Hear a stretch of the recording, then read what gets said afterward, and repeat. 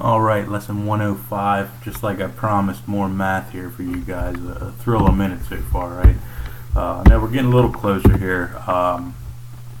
Here they're going to get into some fractions a little bit deeper, some decimal items here. And, as you can see here, they've got a lot of eighths, sixteenths, 30-seconds. I call these sort of the tape measure fractions, anything half, quarter, eighth, 16th. They get down to 30 seconds. You're kind of getting outside the electrician comfort zone, but and you got to watch. Sometimes they throw the oddballs in there, but again, I won't bore you with that. If you guys do need help with any of this stuff, please reach out. But I'm going to assume that you've already got a good foundation here. Going through again, we're multiplying, adding fractions, things like that. One thing to mention: rounding. So rounding, you're going to get some repeating decimals, things like that. I always say let's round off to 3 decimal places at the most. That should always be sufficient for this course and for your work in the field as well. Tape measures here, again, I'm going to assume you guys are good to go on that. They're going to get into a little bit of geometry here. I will tell you that when they get into volumes, things like that, the core competence, or I'm sorry, the year-end final exam that's put out by IEC National, they always have some volume calculations on there. They'll do the volume of a cylinder, so that's a concrete pole base. In other words, my advice there is, make sure you're going to transfer everything into similar units, so you're not trying to work with feet and inches and yards. Get them all to 1 unit before you start. Anyway, the other thing is Celsius and Fahrenheit. Again, on that year-end final, you're going to be given a formula sheet to work with. This is one of the formulas on there.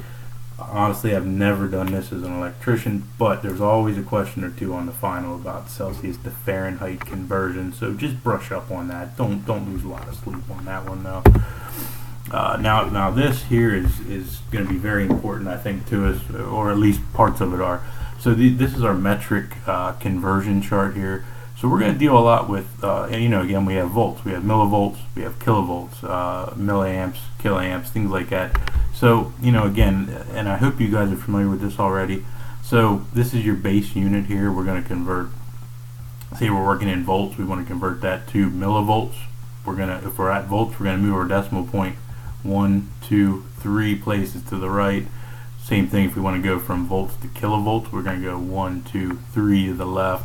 And you can use this chart to do any conversion. I think they do throw some giga and some mega and maybe even some micro and nano in the text.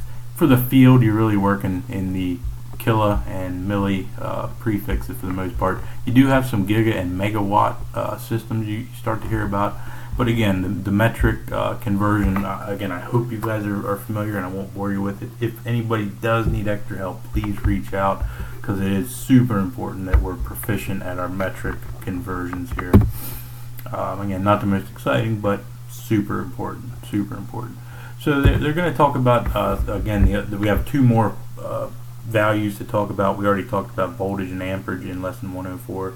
So now they introduce resistance, which, as I mentioned, is a property of the circuit itself, or the conductor itself, or the load itself. But our current has to pass through those conductors and those loads, and those resistances will weigh in a big way, as we'll find out. Again, resistance is measured. We can abbreviate that with the letter R for resistance, or the omega symbol. See if we can find it here. Yeah, here we go. So here's your omega symbol.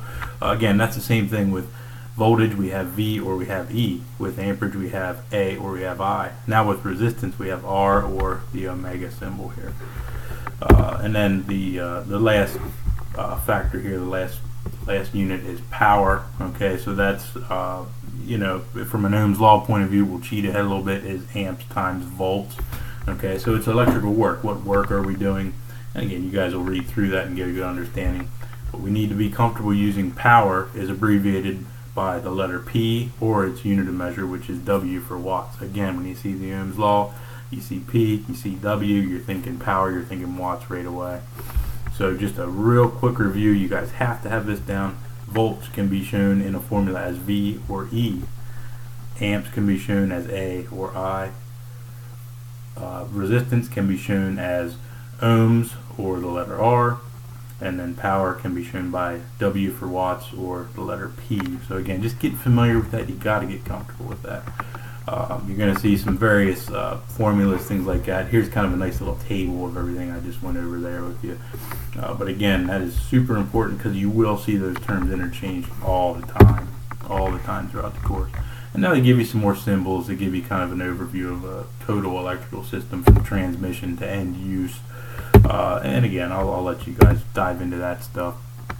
Then they get into some blueprint reading here. I've already told most of you guys our set of blueprints in the book is a little goofy, but it goes to show you see all kind of different prints in the field. They get into scale rule. I'm quite confident you guys have seen these quite a bit. Again, if you haven't, I'm happy to bring my set in and show you guys when we get in there.